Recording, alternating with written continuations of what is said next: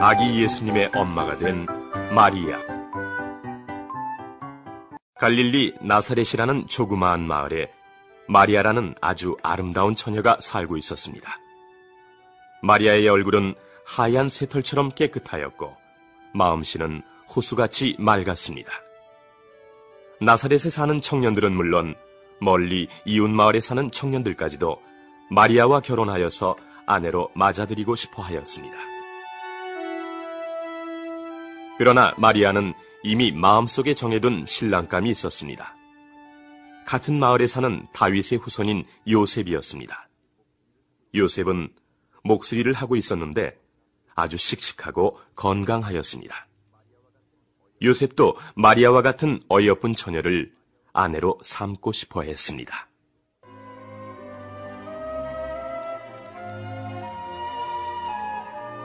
이 같은 사실을 동네 어른들이 모를 리가 없었습니다.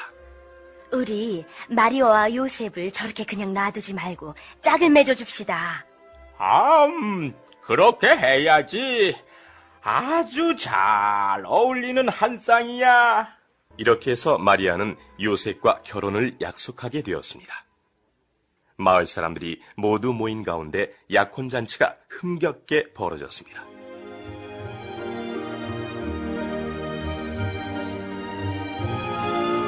마리아는 얼마 남지 않은 결혼식을 앞두고 필요한 살림도구를 준비하고 옷가지를 만들었습니다.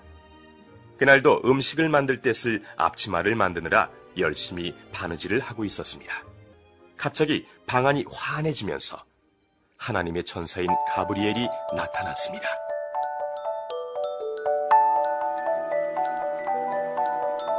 마리아는 눈이 동그래졌습니다.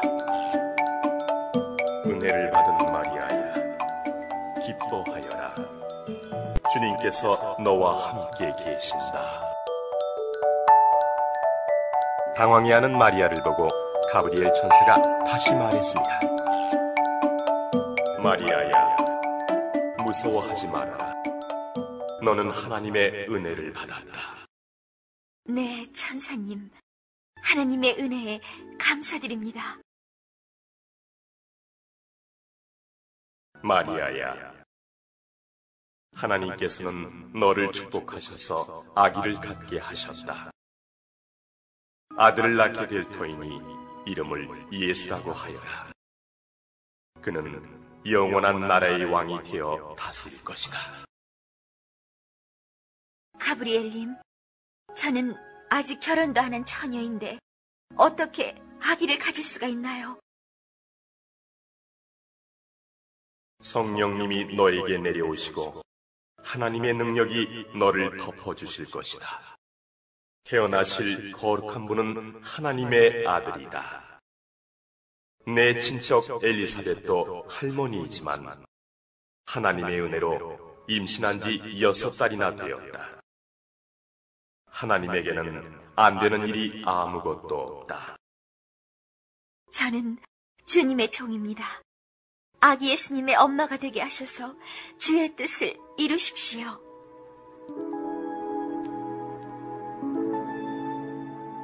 마리아는 엘리사벳 할머니를 찾아가서 천사의 말을 확인해보고 자기에게 일어난 일을 의논하기로 하였습니다. 엘리사벳 할머니는 마리아가 찾아온 것을 보고는 대뜸 이렇게 소리쳤습니다. 여자 중에서 가장 복받은 마리아야. 주님의 엄마가 될 사람이 나를 찾아주다니 이 얼마나 영광스러운 일이냐.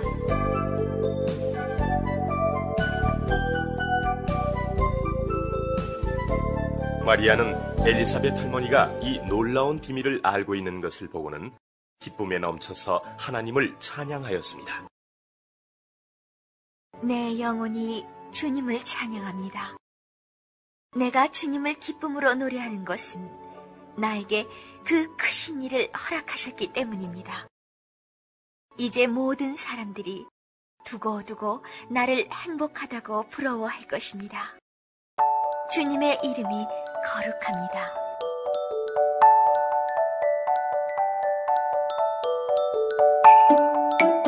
마리아와 약혼한 요셉은 마리아가 아기를 배웠다는 사실을 알고는 깜짝 놀랐습니다. 아직 결혼도 하지 않았는데 어떻게 이런 일이 있을 수가 있단 말인가? 사람들에게 소문이 나면 망신이니까 조용히 찾아가서 약혼을 취소해야지. 요셉은 이렇게 마음을 먹었지만 몹시 괴로웠습니다.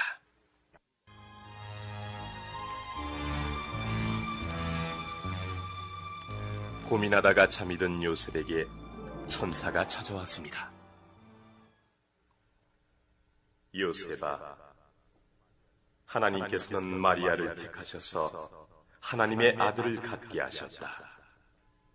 아들이 태어날 텐데 이름을 예수라고 하여라. 그는 죄악에 빠져있는 이 세상을 구원하려고 오시는 구세주이시다.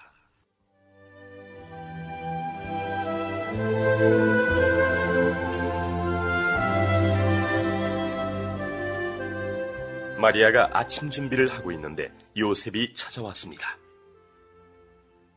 마리아, 내가 오해를 하였구려. 어젯밤에 천사가 찾아와서 당신이 구세주의 엄마가 된다고 일러주었소. 태어날 아기를 위해 더욱 당신을 잘 보살피도록 하리다. 요셉, 정말 고마워요. 천사가 알려주셨군요. 아기 예수님이 태어나면 잘 키우도록 해요.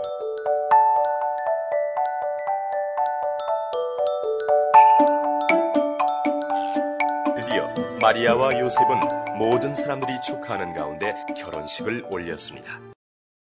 행복한 나날을 보내며 아기 예수님이 태어날 날만을 기다렸습니다. 사랑해요, 요셉. 이렇게 잘 보살펴주니 너무 고마워요. 마리아, 나도 당신을 사랑하오. 우리를 짝지어 주신 하나님께 감사할 뿐이오.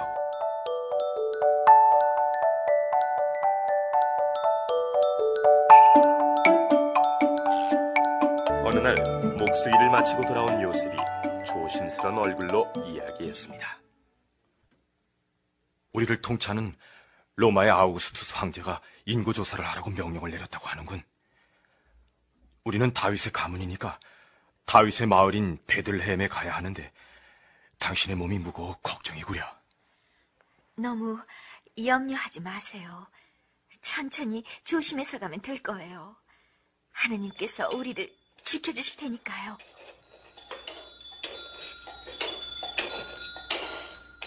마리아는 요셉이 구해온 나귀를 타고 편하게 갈 수 있었습니다. 그러나 조심조심 가야 하므로 마을에서 같이 출발한 사람들과는 이내 헤어져야 했습니다. 며칠이 걸려서 베들레헴이 보이는 언덕까지 왔을 때에는 하얀 달이 뜬 저녁이 되었습니다. 저 멀리 양치는 목자들이 모닥불을 피워놓고 둘러앉아 있는 모습이 보였습니다.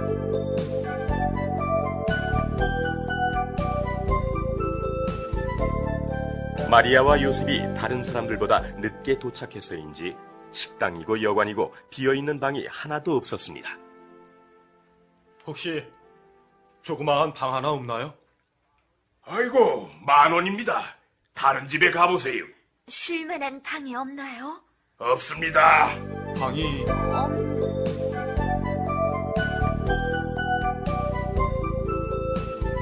방은 없지만 저 뒤쪽에 있는 마구간에서라면 하룻밤은 쉴 수 있을 겁니다.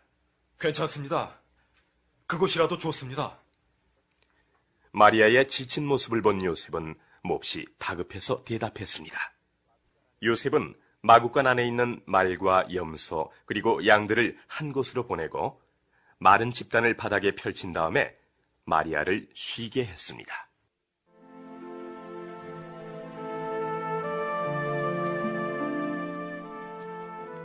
요셉은 긴장이 풀리자 졸음이 몰려왔습니다. 요셉, 배가 아파요. 아기가 태어나려나 봐요. 마리아가 부르는 소리에 놀라 일어난 요셉이 마리아를 보니 얼굴이 땀으로 흠뻑 젖어 있었습니다. 뭐? 아기가? 요셉이 주위를 휘둘러 보니 말에게 먹이를 담아주는 구유가 보였습니다. 여기에다가 아기를 누이면 되겠구나. 옆에 있던 말, 염소, 양들도 눈이 동그래져서 쳐다보고 있었습니다.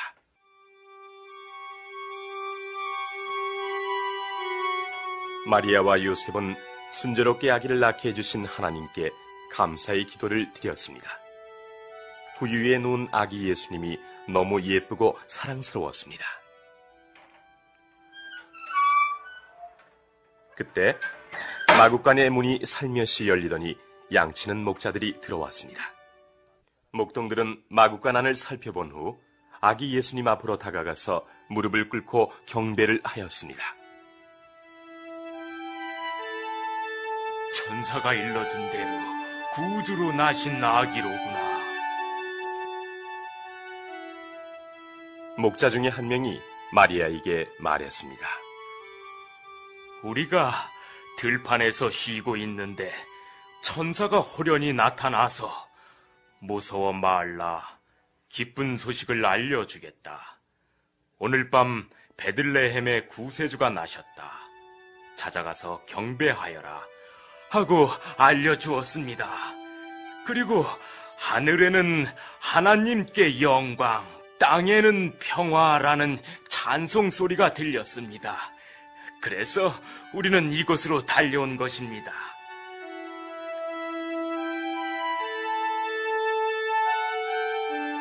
목자의 얘기가 막 끝나자 마구간 문이 다시 열리며 동방나라 옷차림의 낯선 사람 셋이 예수님께 절하였습니다. 우리는 동방에서 별을 연구하는 박사들입니다.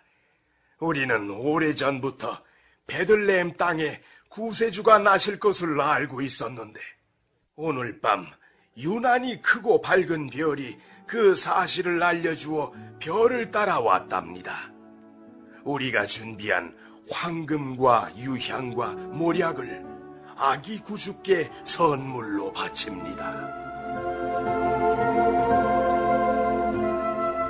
마리아는 목자들과 박사들의 말을 들으며 10달 전에 천사가 찾아와서 알려준 모든 사실과 똑같은 것을 알고는 하나님께 영광을 돌리며 찬양하였습니다. 하나님, 많은 여자들 중에 저를 택하여 주셔서 예수님을 낳게 해주시니 고맙습니다. 하나님의 축복에 감사드립니다.